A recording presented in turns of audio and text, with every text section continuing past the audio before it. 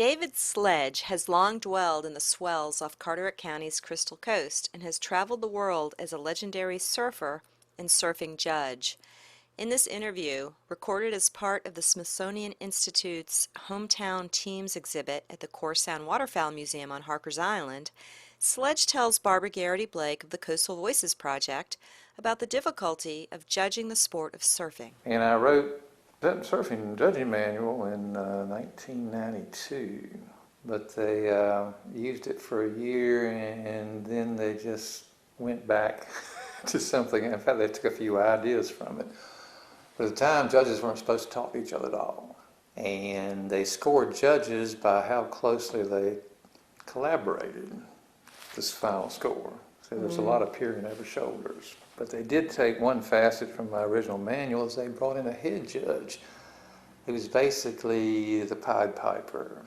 And he harangues judges and looks over their shoulders and asks them why they scored that and why they scored this. So communication did come in. My idea was there should be only 3 judges, and there should be constant debate about every ride, every maneuver, because it's rare you get more than 2 or 3 takeoffs at the same time on the East Coast, and they're short. So there is time to debate the virtues of that particular ride. And finally, the director of East Coast Eastern Surfing Association said, "Sledge, we can't do that." And he said, but what we are going to do is bring in a head judge who will perform the same function. We're just going to give him all the power, or her all the power. And it works pretty good, but there are so many opinions on what is good surfing that there's no way to get a constancy of scores. And even the pros, and there's a little bit of corruption there, the pros, there's no way to charge to get to the ocean to watch surfing, or at least in this country, and I think rarely anywhere in the world. So the people that finance pro surfing, which is kind of a contradiction, it costs more money to travel to it than they give out, are sponsors. And the sponsors have a vested interest in selling their products through the perceived excellence of their employees surfing.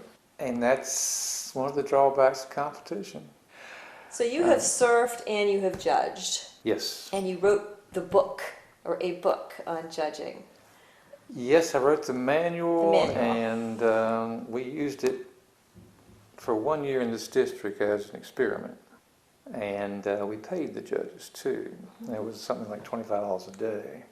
But I was looking for professional judges, was what I was looking for. But I felt by codifying it, my central tenet is what any surfer will tell you, is that the currency of surfing is speed, and how you acquire that speed and how you manipulate it to acquire more speed by maneuvers determines the excellence of your surfing.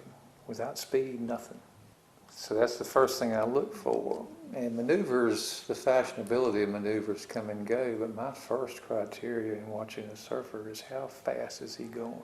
And does it allow him to, the ultimate turn, and everything's turned, and that's one of the problems why surfing is so hard to do for traditional American athletes, or any nationality, is because every advanced maneuver is a controlled fall off, where you recover and then you fall off and you recover again. You bury the rail in the water, it slows you down, and you force it through until the next section of speed catches you and you get to recover.